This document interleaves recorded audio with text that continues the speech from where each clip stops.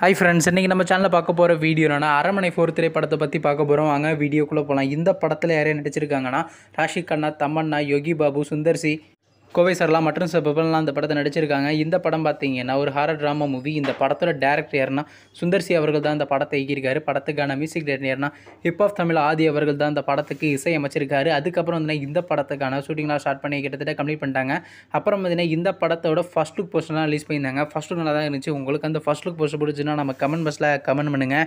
இப்போ இந்த படத்தோட அப்டேட் ரொம்ப நாளாக வெயிட் பண்ணி அரண்மனை 4 திரைப்படத்துக்கான அப்டேட்டை பார்த்தீங்க நியூ இயர் ஸ்பெஷலாக அனௌன்ஸ் பண்ணுறது அதிக சான்சஸ் இருக்குது. வெயிட் பண்ணி பார்ப்போம். அதுக்கப்புறம் வந்து இந்த படத்தை ஜனவரி மாதம் 26ஆம் தேதி ரிலீஸ் பண்ண பிளான் பண்ணியிருக்காங்க.